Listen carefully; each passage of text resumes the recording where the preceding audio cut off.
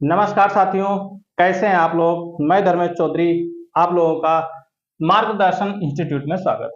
साथियों, हम भारतीय संविधान कर रहे थे और आज भारतीय संविधान की जो क्लास कर चुके हैं 6 क्लासें, आज उसके आगे क्लास आज आपकी 7वीं क्लास है और 7वीं क्लास पर कुछ प्रश्नों पर आज हम चर्चा करेंगे, है ना। तो धीरे धीरे करके आपको 15 से 16 प्रश्न जो दे जा रहे हैं रोजाना, तो धीरे धीरे करके आपका भारतीय संविधान भी समाप्त हो जाएगा। कुछ ही वीडियो रहेंगे, ज्यादा नहीं। अभी 7वां है, मान के चलिए 20 क्लास में आपकी ये जो संविधान है पूरा समाप्त हो जाएगा। ठीक है, तो चलिए शुरू करते हैं। भारतीय संविधान पर देखते हैं कौन कौन से प्रश्न है आज के। देखो, पहला प्रश्न क्या कहता है, किन अनुच्छेदों के तहत संस्कृति एवं शिक्षा संबंधी मूल अधिकार उपबंधित किया गया है। यानी संस्कृत एवं शिक्षा संबंधी जो मूल अधिकार होते हैं हमारे, उसको किस में रखा गया है, किस अनुच्छेद में रखा गया है। ये रखा गया है अनुच्छेद 29 से 30 के तहत, 29 व 30 दोनों के तहत। ठीक है, देखो सेकंड देखते हैं तो उसके बाद समझ में आ जाएगा। जैसे कहा गया, अल्पसंख्यकों को अपनी रुचि की शिक्षण संस्थाओं की स्थापना एवं प्रशासन का अधिकार दिया गया है। जो अल्पसंख्यक वर्ग हैं, वो उनकी जिस सब्जेक्ट में जिसमें रुचि है उसका शिक्षा उनको मतलब अधिकार है शिक्षा का, और प्रशासन का भी अधिकार दिया गया है। तो ये दिया गया है अनुच्छेद 30 के तहत, है ना। जो अल्पसंख्यक है ना, जैसे उनके विद्यालय, अल्पसंख्यक लोग विद्यालय खोलते हैं अपना ना, तो उनका अपना प्रशासन है, उनका शिक्षा में जो भी शिक्षा में रुचि है वो अपना कर सकते हैं, ये उनका अधिकार है अनुच्छेद 30 के तहत। ठीक, चलिए अगला प्रश्न देखिए, संविधान का कौन सा अनुच्छेद संवैधानिक उपचारों का अधिकार प्रदत्त करता है। संविधान का कौन सा अनुच्छेद संवैधानिक उपचारों का अधिकार प्रदत्त करता है। तो संवैधानिक उपचारों का अधिकार अनुच्छेद 32 में दिया गया है। किसमें? अनुच्छेद 32 में दिया गया है, जो संवैधानिक उपचारों को। अगला है, किस संविधान संशोधन द्वारा शिक्षा के अधिकार को मूल अधिकार का दर्जा प्रदान किया गया है। जो शिक्षा का अधिकार है उसको मूल अधिकार कर दिया गया है। क्या कर दिया गया? मूल अधिकार। तो किस संशोधन द्वारा किया गया था? ये 86वें संविधान संशोधन अधिनियम 2002 में किया गया था। कब किया गया था मूल अधिकार शिक्षा को? 2002 में कर दिया गया, और 86वें संविधान संशोधन के तहत। ठीक है, अगला प्रश्न है, किस अनुच्छेदों के अंतर्गत 6 वर्ष से 14 वर्ष तक के आयु के बालकों को शिक्षा का मूल अधिकार प्रदान किया गया है। यानी जो 6 वर्ष से 14 वर्ष तक के बालक हैं उनको शिक्षा का अधिकार दिया गया है ना। वो भी किसके अंतर्गत? अनुच्छेद 21 का के तहत। किसके? अनुच्छेद 21 का के अंतर्गत आता है कि 6 वर्ष से 14 वर्ष के आयु के बालकों को शिक्षा का मूल अधिकार प्रदान किया गया है। अगला है, किस अनुच्छेद के तहत गिरफ्तार किए गए व्यक्तियों के अधिकारों का उल्लंघन किया गया है। जो व्यक्ति को गिरफ्तार करते हैं, किस अनुच्छेद के तहत अंतर्गत गिरफ्तार किए गए व्यक्तियों के अधिकारों का उल्लेख किया गया है? तो अनुच्छेद 22 के तहत। यानी आपको कोई गिरफ्तार करता है तो आपको अधिकार है कि क्यों किया गया उसकी जानकारी होनी चाहिए। अगर गिरफ्तार करता है तो आपको 24 घंटे के अंदर न्यायालय ले जाना भी पड़ेगा।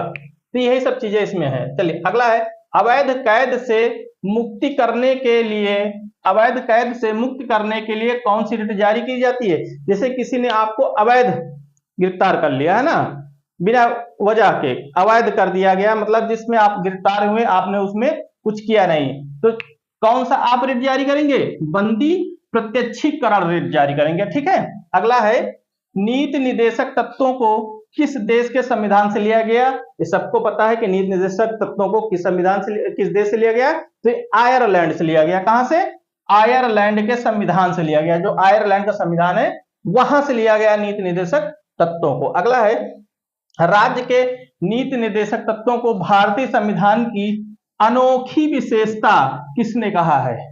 कहा ये बिल्कुल अनोखी विशेषता है, और ये किसने कहा?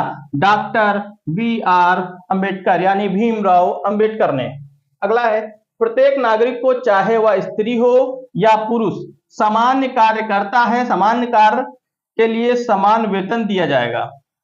चाहे स्त्री काम कर रही हो चाहे पुरुष, अगर वो एक ही पद पर रखा है, काम कर रहे हैं, तो उसको समान वेतन दिया जाएगा, ये उसका अधिकार है। और ये अधिकार देता है अनुच्छेद 39 यानी 39वां हमको ये अधिकार देता है। अगला है राज्य संपूर्ण भारत के लिए एक समान सिविल संहिता का प्रावधान करेगा। राज्य संपूर्ण भारत के लिए एक समान सिविल संहिता का प्रावधान करेगा और किसके तहत? अनुच्छेद 44 के तहत, अनुच्छेद 44 के तहत करेगा। अगला है अनुच्छेद 40 के अंतर्गत किसके गठन के लिए राज्य को निर्देश दिया गया है? तो ग्राम पंचायत को। देखो ग्राम पंचायत आपसे पूछता है डायरेक्ट, ग्राम पंचायत किस अनुच्छेद के अंतर्गत आता है? तो अनुच्छेद 40 के अंतर्गत आता है। यहां वही कहा गया है कि अनुच्छेद 40 के अंतर्गत किसके गठन के लिए, यानी किसके गठन के लिए राज्य को निर्देश दिया गया? तो राज्य किसको गठन करेगा? ग्राम पंचायत का गठन करेगा। अगला प्रश्न है किस अनुच्छेद का संबंध अंतरराष्ट्रीय शांति सुरक्षा के संवर्धन से है? तो अंतरराष्ट्रीय शांति और सुरक्षा का संवर्धन है वो अनुच्छेद 51 हमें 51 के अंतर्गत आता है। ठीक है। अगला है वर्तमान में संविधान के तहत मूल कर्तव्यों की कुल संख्या कितनी है? वर्तमान में जो मूल कर्तव्यों की संख्या पूछा गया है कि वर्तमान में संविधान के तहत मूल कर्तव्यों की संख्या कितनी है? तो मूल कर्तव्य कितने हैं? 11। ठीक है। अगला प्रश्न है संविधान के किस भाग में मूल कर्तव्य दिए गए? अभी तो मूल कर्तव्य 11 है, लेकिन कहां पे दिए गए मूल कर्तव्य जो है, कहां दिए गए हैं संविधान में? तो संविधान के भाग 4 का में दिया गया है, भाग 4 का में और अनुच्छेद 51 का। अगर आपसे अनुच्छेद पूछे तो 51 का, अगर भाग पूछे तो भाग 4 का। ठीक है, मूल कर्तव्यों के बारे में। तो ये रहे कुछ प्रश्न जो आपके एग्जाम के लिए बहुत ही अच्छे हैं।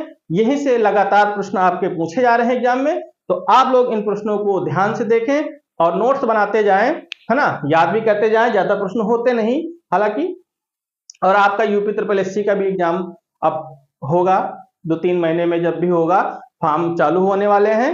तो आप लोग हर एग्जाम की जो भी तैयारी कर रहे हैं, चाहे यूपी पुलिस कर रहे हो, चाहे यूपी SSSC की कर रहे हो, वो पेट का कर रहे हो, है ना, जीडी का कर रहे हो, या रेलवे NTPC का हो, ग्रुप डी का हो, तो आपके लिए ये GS बहुत ही अच्छा रहेगा। ठीक है। तो आप लोग नोट्स बनाते रहें और वीडियो अच्छी लगती रहे आपको तो आप वीडियो को शेयर जरूर कर दिया करें। ठीक है। आज के लिए इतना ही, मिलते हैं अगली क्लास में। धन्यवाद।